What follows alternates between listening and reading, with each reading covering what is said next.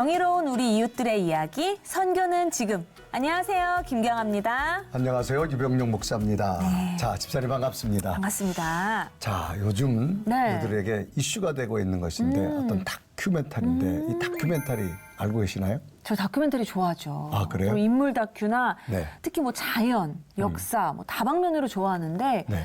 보다 보면 와, 영화나 드라마도 저렇게 드라마틱하진 않겠다. 그 정도예요? 너무 경이로운 순간들이 많이 있더라고요. 아. 네. 요즘 전 세계에서 굉장히 핫 이슈가 되는 화제가 되는 다큐멘터리 한 분 있는데 네. 그 다큐멘터리 주인공이 한국 목사님이세요. 세상에 할렐루야. 네. 과연 어떤 분이 그렇게 화제의 인물이 되셨을지 저희가 모셔봤거든요. 먼저 화면으로 만나보시죠.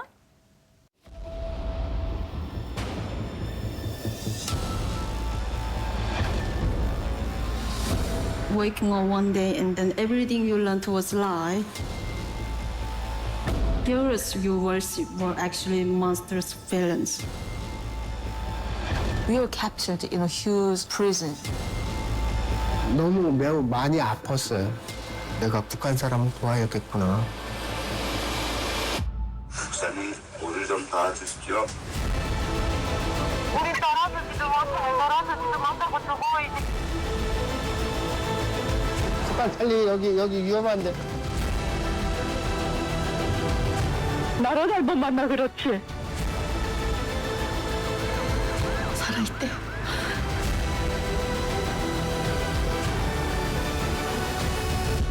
The regime told us we are living utopia.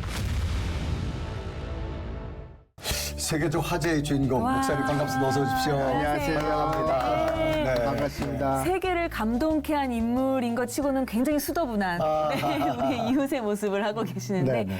무려 1,000명의 탈북민을 네. 탈북을 도와준 그야말로 한국의 신들러라고 지금 이름을 붙여드렸는데 근데 목사님 요즘 그야말로 연예인 스케줄을 소화하고 계시다고 들었어요. 네, 얼마나 사실 바쁘세요? 네. 비욘드 유토피아가 갑자기 세상에 나온 건 아니지만 사실 코로나로 세상이 굉장히 힘들었잖아요. 네. 다큐멘터리를 찍을 때도 사실 목숨 건 다큐를 찍었지만 그것을 찍고 갑자기 그 코로나가 온 바람에 저희가 어떻게 뭐 아무 손을 쓸 수가 없을 때 그냥 하나님의 뜻이 있겠지 하고 사실은 그랬어요. 네. 근데 코로나가 작년에 딱 1월 달에 끝나면서 갑자기 미국 썬댄스 영화제에서 저에게 연락이 온 거예요. 네. 당신의 그 작품이 썬댄스 영화제에 채택됐다. 네. 코로나 기간 동안 3년 동안 영화제가 열리지 않아서 네. 전 세계에서 6만 편의 영화가 썬댄스 영화제에 출품이 됐답니다. 오. 6만 편이니까 어마어마하죠. 그런데 썬댄스 영화제는 아무리 영화가 많이 출품돼도 딱 예수님 제자처럼 12편만 뽑는답니다. 12편만. 네. 오로지 아무리 많아도. 근데 이 12편 중에 정말 그 미국인들도 뭐라고 하냐면 기독교 목사가 들어간 이 다큐가 우리의 여기에 선정됐다고. 왜 그러냐면 지금 세계가요. 네. 우리 기독교에서도 정말 기도 제목인 뭐 동성애 뭐 이런 것들을 주로 지금 서양에서 그렇죠. 뽑고 있거든요. 그런데 기독교 작품이 썬댄스 12작품에 뽑히고 더군다나 관객들이 저 영화는 꼭 봐야 된다 그래서 관객상을 받았어요. 네. 그리고 심지어는 이제 이 영화가 너무 잘 만들어졌다 그래서 지난 19일 날은 미 국무부에서 직접 상영을 했고요. 네. 그런 것들을 한 3개월 동안 미국 전역을 다니면서 소화하고 지금 방송하는 오늘 영국 의회에서도 네. 이걸 좀 틀고 싶다는 연락이 왔습니다. 네. 그래서 너무 바쁜 이렇게 일정을 하다가 한국에 딱 들어왔는데 그때 깜짝 놀란 게 정말 우리 시체들이 이 미디어를 통해서 세계 선교를 하듯이 비디오가 이렇게 중요하구나. 네. 그런 것들을 많이 또 느낀 시간들이었습니다. 이 비욘드 유토피아가 코로나 시작 한 달 전에 찍은 거라서요. 코로나 끝나자마자 비욘드 유토피아가 모든 사람들의 소망이라고 저는 이번에 알았습니다. 그래서 이 비욘드 유토피아가 국내에서도 많은 그 사람들에게 관심을 갖게 돼서 많은 교회들이 여러 군데 연락이 오고 있는데 시사회를 갖자고 그래서요. 관심의 어떤 중간에 서 있는 것 같아서. 그래서 이것이 이제 세계적인 이슈 화제작이 되어졌는데 수상을 보면요. 수상된 걸 보면 작년 2023년도에요. 썬더스 영화제 관객상을 수상하게 됐고 24회 우드스톡 영화제에서 베스트 다큐멘터리 영화상과 편집상을 받게 되어졌는데 기분이 어떠셨을까요? The winner this year, Madeline Gavin's Beyond Utopia. I want to bring up Pastor Kim. You guys who haven't seen it, you got to see this amazing, heroic, courageous man who has saved so many people and risked his own life over and over again. And Pastor Kim is helping with that. Pastor Kim has done so much with that. So, yeah. 사실 기쁘다고 얘기해야 되는데 네. 기쁨보다는 좀 씁쓸했습니다. 네. 왜 그러냐면 여러분들이 아셔야 되는 게 지난 코로나 기간에 정말 수많은 탈북자들이 중국에서 움직이지 못해서 중국 정부에 체포가 되고 많이 체포됐죠. 네. 그리고 작년에 연말에 북한으로 또 송환도 되고 그렇죠. 이런 모습을 보면서 사실 그것과 함께 이 비욘드 유토피아가 조명됐었거든요. 네. 관심은 많게 되지만 관심이 많은 그 속에 또 수많은 탈북자가 북한에 이렇게 송환돼 가고 뭐 심지어는 죽을 수밖에 없는 모습들을 보면서 마음이 많이 아프고 비욘드 유토피아가 좀 제대로 조명됐으면 그래서 대한민국에서 이게 빛났으면 좋았을 걸 하는 개인적인 마음이 있었는데 네. 오히려 외국인들이 더 눈물을 흘리고 저기 기독교 목사가 저런 뭐 좋은 얘기는 다 들었지만 네. 그래도 제 마음속에서는 한국에서 욕심이 이런 나죠. 것들 그런 네. 게 낫습니다. 저는 이 영화를 통해서 먼저 하나님께 영광이 드러나기를 원해서 생명 걸고 일을 했던 겁니다. 목사인 제가 탈북민들과 생사를 같이 하고 산을 넘고 물을 건넜더니 제가 외국에 있는 동안에 많은 분들이 저를 교회로 보고 저를 크리스찬으로 보니까 하나님의 형상으로 보는 거잖아요. 영화 다큐멘터리가 전 세계에서 어떠한 상을 받아도 하나님의 영광이 돌려지지 않는 일이라면 이거는 의미가 없다고. 근데 목사님 그 비욘드 유토피아는 그 북한 주민들이 탈북을 하는 그런 과정의 다큐멘터리잖아요. 네. 근데 감독은 미국인 감독님이세요. 네. 그러니까 어떻게 이렇게 촬영이 이루어진 거예요? 사실 그 탈북민 중에 세계에서 유명한 테드 강연이 있어요. 네. 테드 강연에 우리 탈북민 이현서 씨가 그 테드 강연에서 전 세계에 많은 북한 실상을 알리고 다녔는데 그분이 이제 책을 하나 쓴 게 있어요. 네. 7개의 이름을 가진 소녀. 이게 미국 전역에서 베스트셀러가 됐어요. 그래서 이 비욘드 유토피아를 했던 제작자? 그렇게 얘기해. 제작자께서 네. 그걸 읽고 감동을 받은 거예요. 네. 그래서 마들레인 개빈 감독한테 이 책을 보니 네. 탈북자 실상이 너무 비참한데 우리 한번 이 영화를 찍어볼까? 그러니까 마들레인 개빈 감독이 너무 마음에 들어서 오케이. 그래서 근데 외국인인데 한국의 실상을 잘 모르잖아요. 그래서 한국에 들어와서 사실은 많은 단체를 찾아다닌 거예요. 네. 그러면서 탈북민 실상을 찍고 싶어 했으나 네. 사실 한 군데도 못 찍었습니다. 네. 왜 그러냐면 북한 내부를 조명할 수 있는 그런 자료가 없네요. 자료 있는 단체가 단 한 네. 군데도 없었고요. 있다고 해도 아주 극소수고 극소수. 이 비욘드 유토피아 시청자께서 한번 보셔야 되는데 전체 내부 영상들을 저희 갈렙 전교했거든요. 네. 네. 그래서 사실 이 비욘드 유토피아를 하기 전에 저희가 10여 편의 다큐멘터리가 나와 있습니다. 네. 네. 여러분들의 기억에 나시는지 모르겠는데 TV조선의 끝까지 간다. 정성호 씨하고 추성이라는 아이를 제가 구출해 오는 것, 뭐 다양한 다큐멘터리, 거기다가 미국의 에미상의 최종 후보에 올랐던 천국의 국경 미랑이란, 그래서 다양한 그 다큐멘터리를 하다 보니까 그걸 보고 마들렌 개빈 감독이 저를 찾아오셨어요. 아무래도 목사님 좀 도와주셔야겠다. 근데 저는 오자마자 거절했어요, 실은. 아니, 왜 내가 외국인하고 했냐. 네. 왜 그러냐면 그분이 이 다큐멘터리가 싫어서가 아니라 외국인이 중국에 들어가서 찍으면 다 이게 너무 주목받으니까. 네. 그러면 네.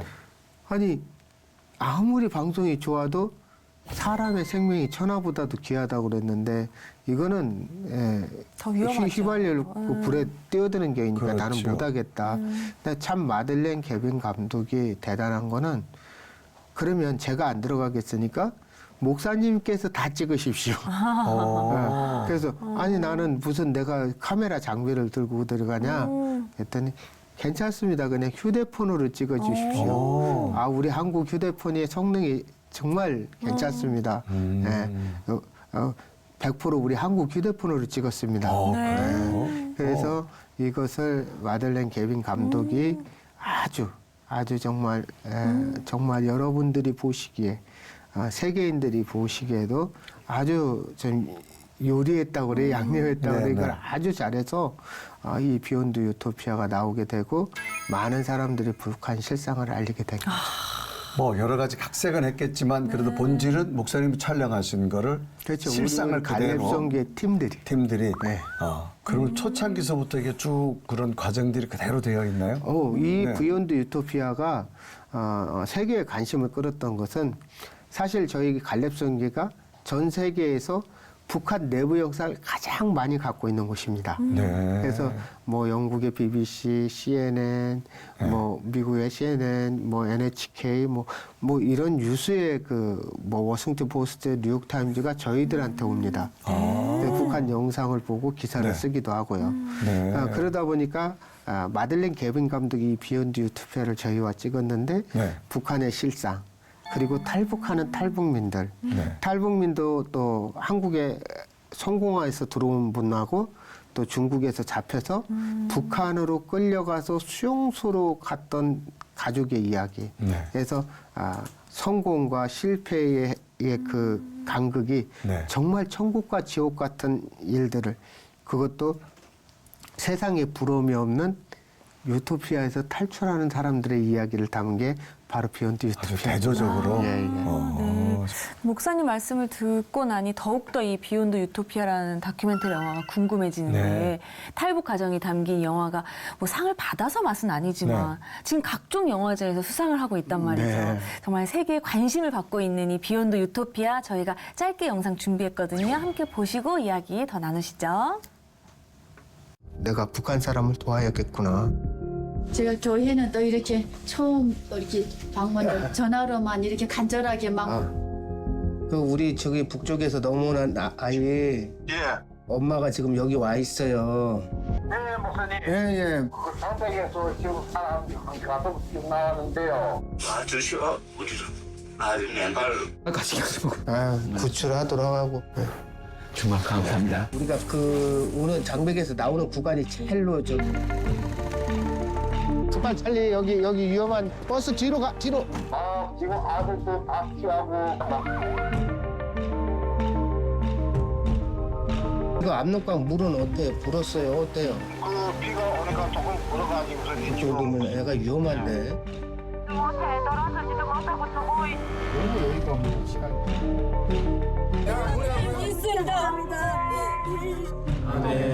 살아있대요. 제가 어떻게든 제가 어미가 돼가지고 버리고 싶어서 버린 것도 아니고 그리고 대다수 탈북자들이 지금 생계를 위해서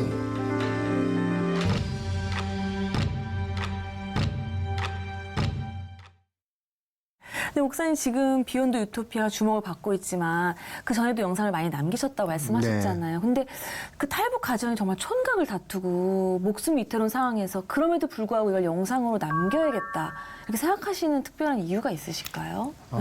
저는 사실은 처음에는 한 손이 하는 것을 한 손이 모르게 해야 된다고 신학을 할 때도 그렇게 배웠고 또 현장에 들어가서도 그렇게 사실은 한 10여 년을 살았습니다. 그래서 제가 지금도 안타까운 건 제가 처음에 들어갔을 때 중국에 두만강에서 겨울이면 시체가 이렇게 떠날려와요. 그러면은 중국 군대들이 자기네 자국 국민이 옷을 보면 아니잖아요. 그렇죠. 또 굶주려서 물에 불어서 저렇게 떠나올 이유가 없잖아요. 그러니까 긴 막대기로 시체를 북한 쪽으로 밀어요. 니네 거니까 가져가라고. 근데 북한도 이 시체를 땅에 묻어주면 좋은데 사실 아까 그 고난 너무 힘이 없는 거예요. 그래서 그들도 귀찮으니까 다시 막대기로 중국 쪽으로 밀어요. 그럼 그 시체가 왔다 갔다 하다 퉁퉁 불어서 나중에는 물 밑으로 가라앉으면 그것은 영원히 거기서 끝나는 거예요. 세상에 태어나서 굶주리고 강을 건너다 익사해서 그렇게 죽으려고 태어난 사람은 아무도 없을 거예요. 그 모습을 봤는데 사실은 그런 걸 처음에는 못 담았어요. 그런데 어느 날 제게 이제 다른 것으로 다가온 게 있었어요. 그것을 세상에 알리는 것도 알리는 거지만 자료로 남겨야 되겠다. 그래서 통일이 된 다음에 북한에서 예를 들어서 우리 지하교회 성도들도 그렇고 또 통일이 돼서 지하교회 성도가 아니라 일반인도 우리 교회가 들어가서 복음을 전하고 예수 믿으라고 할 때 그들이 아니 기독교는 통일을 위해서 뭐 했냐 그랬을 때 탈북 과정이 담기고 북한을 알리는 실상들이 이렇게 담아 있을 때 또 저희 갈렙성교회가 구출했던 탈북자들의 그 국경을 넘는 모습들이 굉장히 많이 있거든요. 사실 북한에 가족이 있기 때문에 이걸 공개를 안 할 뿐이죠. 그러니까 이게 통일이 되면 아무 문제가 없을 때는 봐라. 교회가 다른 게 아니라 하나님의 일이기 때문에 생명을 살리고 천하보다 귀한 일을 하기 위해서 이런 자료들을 갖고 있다. 그래서 저는 이런 자료를 남기는 것은 미래에 하나님은 이 한반도를 꼭 저는 통일시킬 거라고요. 그것도 복음으로. 그러면 그때 기독교의 역할이 바로 빛과 소금의 역할을 어떤 분야에 어떻게 했는지를 꼭 남기고 싶었던 겁니다.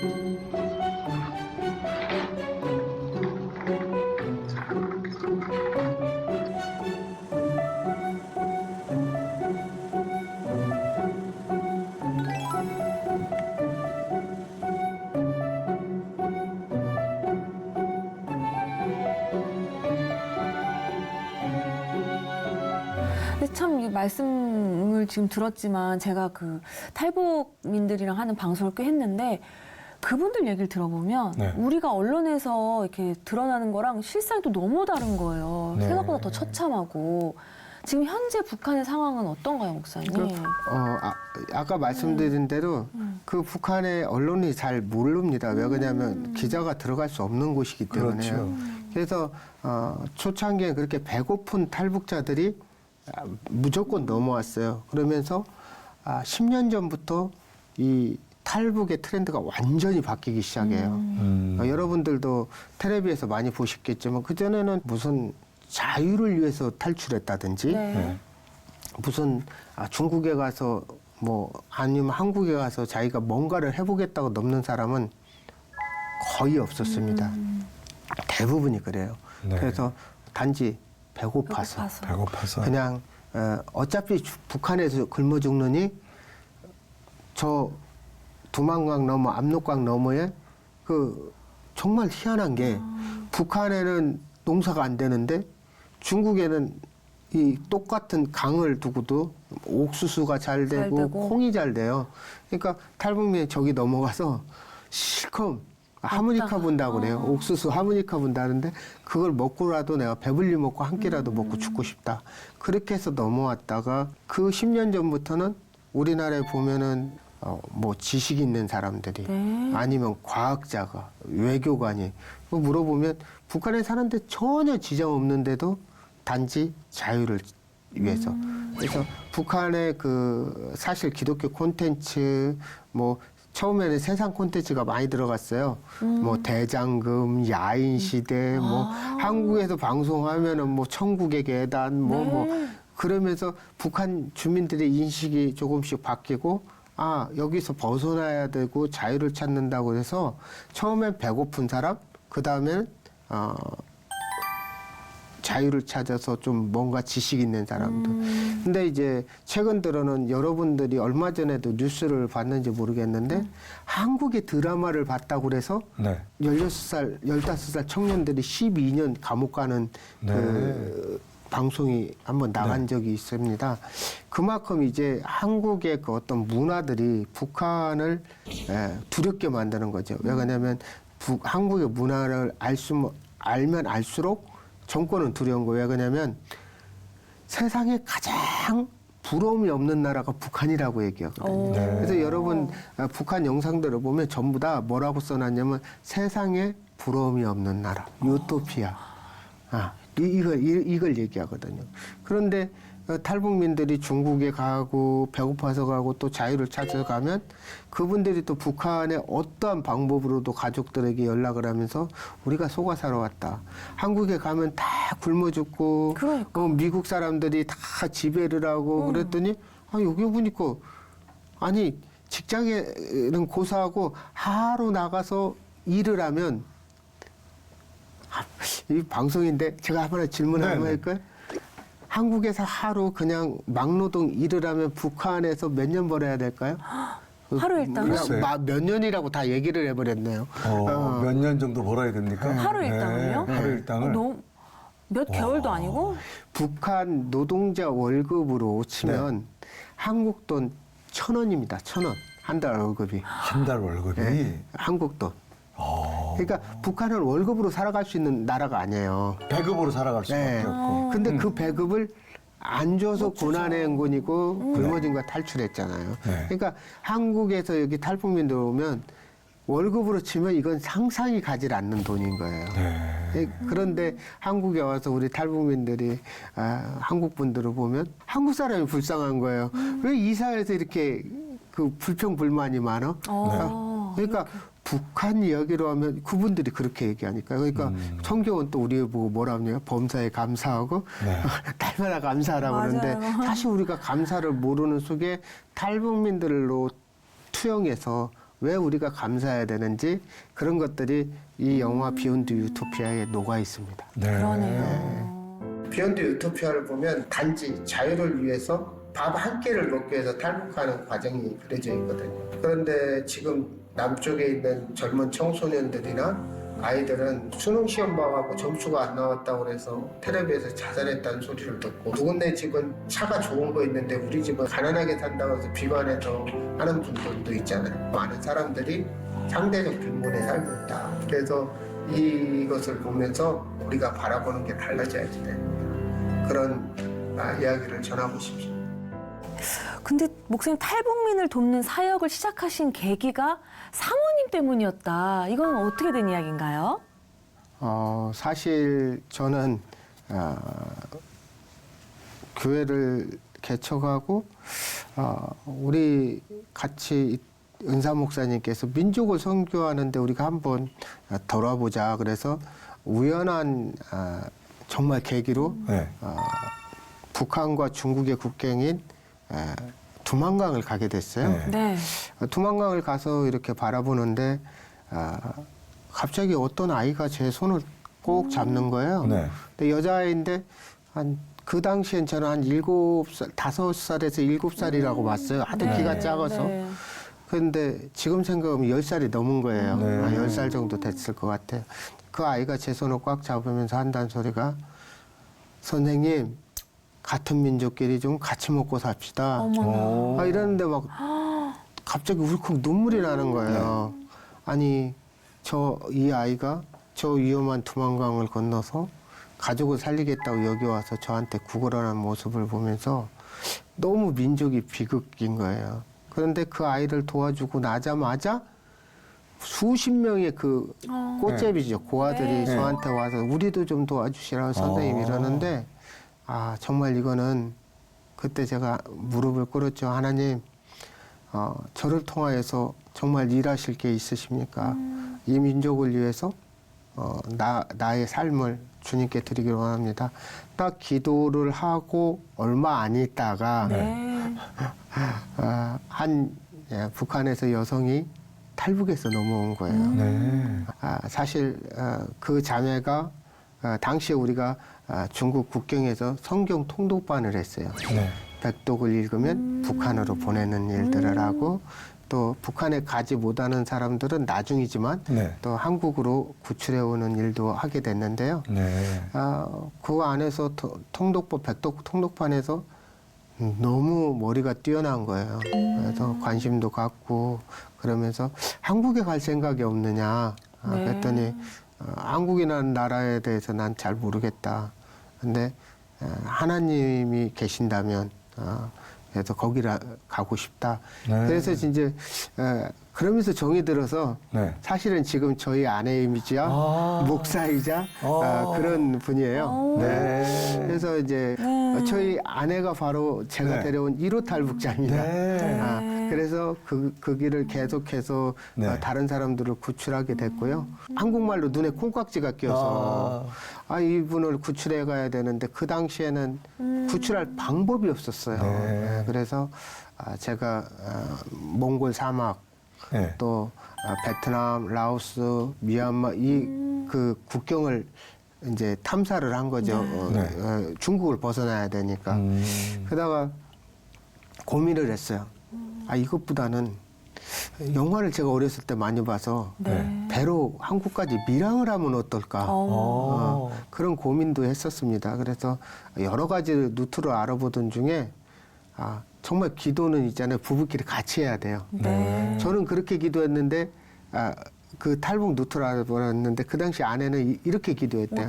하나님, 저는 남조선에 가게 하려면 너무 힘든 코스 못 가니까 2시간 안에 한국에 가게 해주십시오. 2시간 안에. 난 지금 배 타려고 했는데. 그랬는데 정말 아내의 그 기도대로 한국에 딱 2시간 만에 왔어요. 하나님께 기도하면 가능하다고 해서 그때부터 기도를 하게 됐는데 중국에서 한국까지 2시간이면 갈 수 있다는데 저는 매콤한 트라이앵글을 통해서 힘겹게 가고 싶지 않으니까 하나님이 응답하신 것이라면 2시간 만에 비행기 타고 가게 해달라고 기도를 했죠. 그래서 그렇게 기도한 결과 김수영 목사님하고 중국에서 결혼 비자를 밟아가지고 한국으로 들어오게 됐죠. 한국에 저희 와서 아내가 도착했다는 소식을 들은 같이 산속에서 통독을 하던 사람들 또 알고 있던 탈북 지인들이 우리도 좀 데려다 둘라. 그런데 제가 몽골 사막, 동남아 밀림으로 이렇게 사람들을 이제 다녀봤으니까 구출하다 보니까 그것이 예를 들어서 우리 집사님을 구하면 집사님 남편 좀 데리고 오자. 그렇죠. 그럼 북에 나오면 아들 좀 데려오자. 우리 어머니를 데려왔더니 그 어머니가 우리 또 아들 데려오자. 며느리를 데려왔더니 며느리가 왜 시댁 식구만 데려오냐. 우리 친정 식구도 데려오자. 그래서 본의 아니게 이렇게 지인과 지인을 이야기하면서 구출하고 데려온 게 보름 전에 정확하게는 한 12일 전에 7명을 구출했는데 그렇게 해서 15명을 구출하는데 제가 도움을 준 거죠. 목사님이 탈북을 도우신 그분들이 이제 외국에 있는 안전가옥에서 잠시 있는 동안 성경을 읽게 하신다고요. 그거는 이유가 있을까요? 사실은 공산주의가 굉장히 기독교하고 너무 같은 거예요. 그래서 많은 탈북민들이 한국에 와서 성경책을 보고 깜짝 놀랐다. 중국에서 성경책을 보고 깜짝 놀랐다. 탈북자가 한국에서 깜짝 놀라는 게 아니 성경 속에 있는 게 우리 장모님이네. 북한을 지탱하는 게 뭐냐면 북한식 기독교입니다. 모든 체제가 성경하고 거의 99% 맞아요. 거기에 성경 속에 하나님과 김일성을 바꿔놨어요. 그런데 그들은 그렇게 불행하면서도 이단의 신앙이라고 봐요. 장모님 우리를 보호해 주시고 장모님 우리와 함께 하신다는 걸 믿어요. 십자가가 있는 땅과 없는 땅의 차이거든요. 지금은 우리가 탈북민들을 구출하면 한국에 그냥 입국을 시키는 게 아니라 네. 우리가 목숨 걸고 구출해 준 대신에 이 친구들이 이제 성경 아까 얘기했던 성경 일독 네. 그리고 또 필독, 통독 이런 식으로 성경을 좀 알게 하고 그래서 한국에 들어와야지. 그렇죠. 교회에서 아무리 도와준다고 그래도 사실 성경에 대해서 모르면 그냥 마음만 감사하지만 그렇죠. 또 살아가면서 바쁘다 보면 우리 교회가 가까이 있는 게 아니라 분명 교회는 가까이 있는데 삶은 멀리 있거든요. 그렇죠. 근데 또 교회 또 와도 신앙이 없으면 앉아있으면 무슨 소리인지 도대체 이해가 안 가잖아요.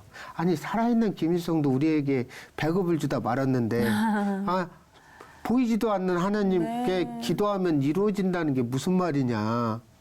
그리고 조금이라도 김일성이는 뭘 살아있을 때 줬는데 교회는 오니까 헌금만 하고 그런다. 오히려. 그러니까 이게 섬김과 기도와 감사를 사실은 좀 모르는 부분이 있어요. 결국은 너희들이 살아와라, 먹어라, 입어라 보다는 우리가 함께 동행하는 그 자체가 그들에게 복음을 전하는 거고 네. 또 성경을 읽고 한국에 들어와서 교회 갔는데 저기 창세기 얘기 모세가 애굽에서 어떻게 구했지 이거를 알고 있어야 은혜의 바다가 오지. 아무것도 모르는데 무조건 교회에 앉아서 복음을 전한다고 아멘한다고 해서 그들 속에 어떤 새로운 게 살아나지 그렇죠. 않거든요. 그래서 사실 갈렙종교회는 구출과 복음 전환과 또 한국에 오면 각 교회 인도와 정착까지 같이 하는 일을 하고 있습니다. 네. 그때는 이 책을 첫 번째는 이 책을 내가 왜 읽어야 되나 생각했고요. 두 번째는 이 책을 읽으면 돈을 준다니까 그때부터 읽기 시작했는데 일독 있고 이독 있고 십독 있고 읽으면서 내 마음이 달라지기 시작했고 예수님께 모든 것을 의지하고 싶은 그런 게 생겼던 것 같아요. 뭐 한글 성경보다는 북한의 언어가 많은데 북한은 성경이 있다라고 하는데 안전가옥에 북한의 성경이 준비되어 있습니까? 네, 저희들은 북한어 100%로 된 북한어 성경이 저희 안전가옥에 있습니다. 네. 사실 제가 20년 전에 첫 사역을 할 때 우연한 계기로 북한에서 북한 성경을 북한에서 제작한 성경을 한 40권을 갖고 온 적이 있어요. 북한에서 제작된 거? 네, 깜짝 놀랐는데 북한도 봉숙교회가 있고 칠골교회가 있고 물론 선전하기 위해서 우리 북한에도 종교의 자유가 있다. 그래서 이렇게 성경도 있다. 그래서 보여주기 위해서 성경을 많이 인쇄를 해놓은 게 있어요. 그래서 우연한 계기에 그 성경 40권을 한국에 갖고 온 적이 있습니다. 그런데 전 깜짝 놀란 거예요. 북한어 성경이 너무 우리의 그 말에 맞게끔 오히려 그런 게 돼 있어요. 그래서 무엇보다 탈북민 이해하기 쉬운 북한어 성경을 저희들이 센터로 갖고 가서 그들이 통독하고 일독하고 또 필독하고 이렇게 하고 있죠. 궁금하다. 훨씬 이해가 쉽겠어요. 그러면 저희 구매는 못하나요, 저희가? 구매할 수 있더라고요. 인터넷에 나왔어요. 진짜요? 북한어 성경? 사봐야겠다. 근데 그 통일부 추산이라고 해야 되나요? 국내 탈북민 수가 꽤 많아졌죠. 지금 34,000명 되죠. 34,000명. 그런데 우리가 여러분들이 34,000명 그러면 굉장히 많은 것 같은데 사실은 이 숫자에는 굉장히 아픔이 많이 있습니다. 고난의 행군 때 북한에 이제 300만이 굶어 죽고 아사할 때 그때 NGO 단체나 유엔에서 발표하기를 최소한 중국으로 배고픔에 못 이겨서 탈출한 북한 주민이 네. 50만이 최소 50만이다 최소 네, 50만이었거든요. 그러면 지금 중국에 남아 있는 분들을 탈북민들을 지금 우리가 추산할 때 이제는 5만 명이면 충분하지 않나? 5만 명? 그럼 50만에서 5만이니까 거의 10분의 1밖에 안 되죠. 그렇죠. 그런데 한국에 들어온 사람들이 3만 4천 명이니까 네. 한 85%는 중국에서 사라진 거잖아요. 네. 그렇죠. 그 사라졌다는 건 뭡니까?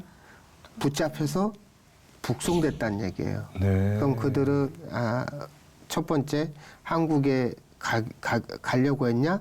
아니면 한국에 기독교 목사를 접했느냐? 이런 부류들은 거의 이제 교화소나 수용소로 가게 되고 단지 먹고 살기 위해서 넘었던 사람들은 뭐 노동 단련대를 가거든요. 네. 근데 최근에는 바뀐 게 한국으로 가기로 하거나 한국에 특히 목사를 선교사를 만나서 교육을 받았다면 이건 총살이에요. 네. 예, 그래서 탈북민들이 우리가 볼 때는 많이 들어온 것 같지만 상당한 부분들이 북한에 끌려가서 굉장히 고통을 받고 있고요. 네. 지금도 중국에는 한 5만 명의 탈북민이 있거든요. 감옥에 있는 2,000명 이상이 되는 탈북민들이 있고요. 또 지금 중국에 여러분들 얼마 전에 600명이 북송됐다는 얘기를 들었을 겁니다. 그래서 이들을 같은 민족이고 우리가 복음을 전한다고 이야기한다면 한 교회가 한 사람이라도 구출하는데 함께 기도하고 동역해 주기를 바랍니다. 특히 아이들이 탈북자들 영상이 공개될 때마다 도와달라는 분들이 참 많다면서요? 그럴 때마다 굉장히 괴로웠습니다. 왜 그러냐면 북한에 아까 얘기한 대로 3년 전에 코로나 4년 됐네요. 이제 코로나 네. 직전에 TV조선에서 끝까지 간다. 네. 탈북자 주성이 아이를 남겨진 아이를 데리고 오는 다큐가 세상에 공개됐어요. 시청률이 꽤 높았어요. 그 당시에. 그러면서 텔레비에 나가고 나니까 한 200명 가까운 북한의 아이를 두고 온 엄마들이 저희 교회에 찾아왔어요. 목사님, 내 아들도 구해달라? 내 아들도, 내 딸 좀 구해달라. 그래서 뭐 대성통곡을 하는데 제가 이 북한 선교를 하면서 가장 안타까운 게 뭐냐면 교회는 선교회는 그렇게 재정이 크지 않아요. 그렇죠. 그래서 예를 들어서 10명이 있는데 제가 구할 수 있는 사람은 3명밖에 없는 거예요. 그런데 그 10명은 하나같이 나 먼저 여기에 목숨을 걸어 나 먼저 살려달라고 하거든요. 저희들이 10명을 구하려고 그러는데 구출할 수 있는 사람은 3명밖에 없을 때 다 살고 싶은데 저희가 3명을 당신 이렇게 해서 데리고 올 때 너무 잔인해서 너무 마음이 아팠고 그때부터 하느님 저 10명을 다 살릴 수 없습니까? 그게 제일로 힘들었던 부분이고요. 그리고 나머지는 이제 도와달라는 그 얼굴에서 자기를 다른 사람만 데리고 가고 그 사람만 살리는 데에 대한 오히려 분노? 이게 잘못된 일이 아님에도 불구하고 그래서 자금이 또 마련돼서 나머지 사람을 구출할 때는 정말 기쁘지만 3명만 구출하고 다음에 갔을 때 모두 잡혀서 북송됐다거나 이럴 때 정말 괴롭거든요. 그래서 다큐멘터리가 나갈 때마다 많은 분들이 오시는데 특히 이제 북에 자녀를 둔 사람들이 가장 많이 옵니다. 본인만 급하게 일단은 나와서. 먼저 그래서 살려달라고. 그럴 때 사실 정말 너무 힘든 게 요즘에는 더 힘들어졌어요. 그전에는 탈북민을 한 분을 한국에 구출하는데 한 300만 원 들었거든요. 네. 근데 지금 10배 올랐어요. 10배. 네. 코로나가 지나고 나서. 비용이 그만큼 어려워지기도 하고. 위험해지고. 네. 왜냐하면 북한의 철책도 심하게 쳐지고 두 번째는 중국이 그전에는 탈북자를 구출하고 오는 과정에서 사실 브로커도 개입을 되는데 그 사람들이 옛날에는 잡히면 처음에는 벌금 네. 두 번째 잡히는 뭐 한 3년 정도의 감옥을 가요. 인신매매라고 그럽니다. 그 뭐 그런 제목이. 쪽으로. 예, 예. 근데 지금은 작년에 7월 1일부터 중국이 반간첩법이라고 이를 통과시켜서 탈북자를 돕는 건 간첩인 거예요. 그러니까 반역이네. 네. 네. 그러니까 최소 13년, 15년인 거예요. 중형이 되다 아니, 보니까. 돈 300만 원 받아가지고 그거 차비하고 먹을 거 되고 다 제하고 얼마나 손에 떨어진다고 13년을 감옥에 가겠어요. 그러니까 아무도 할 사람이 없는 거 위험한 일은. 그래서 혹시 제가 아침에 세상 텔레비를 보고 깜짝 놀란 게 하나 있는데 네. 한국 분이 그 중국 지도를 하나 갖고 갔는데 글쎄요, 저도 뉴스에 봤어요. 보시죠. 예, 예. 그때 대만을 타이완 수도라고 그걸 거기 그림 다이어리에 있는 것 때문에. 다이어리에 있는 것 때문에 조사받고 네. 중국이 지금 그렇게 시행을 하고 있기 때문에 탈북자를 도와줬다는 건 이거는 바로 감옥으로 직행이거든요. 그러다 보니까 하려고 하는 사람 없겠네. 이게 너무 위험하고 그래서 사실 저희들도 굉장히 고민이었어요. 그래서 하나님께 사실은 저도 하나님 제 사역이 여기까지 하나님이 하시는 것 같습니다 하고 사실 내려놨습니다. 근데 코로나가 끝나고 비욘드 유토피아가 세상에 공개되면서 제가 하나님께 이게 무슨 일이에요 갑자기? 그러니까 이제 세계인들이 일어나요. 그래서 저는 그랬더니 네가 10배 올랐다고 고민하지 말고 선교를 10배 지경을 넓혀라. 그러면 과거하고 똑같지 않느냐. 그렇죠. 그런 하나님의 메시지를 제가 듣고 야, 내 생각과 하나님의 일하심은 이 영화 한 편이지만 너무 다른 것들을 다가오게 하셔서 하나님 제가 순종하고 최선을 다해서 생명사에게 열심히 하겠습니다 해서 사실 최근에 아까 말씀드린 대로 7명을 또 구출해 왔죠. 그러니까 집사람 아마 이 영화 때문에 다큐 때문에 이제 선교 영역이 어떻게 넓어질지는 우리가 상상할 수 없겠는데. 맡겨야 되는 것 같아요. 그런데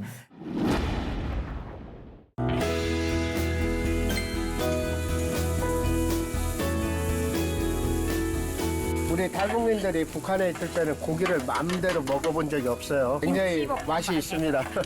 낭떠러지 떨어져서 담낭 쓸개를 척출해내서 터져서 생명을 살리라고 그래서 목숨 걸고 밀림을 건너고 메콩강을 건넜는데 내 아이를 데려가면 내가 무슨 얘기를 합니까? 사실 늘 가슴이 아파요. 얘기하려면.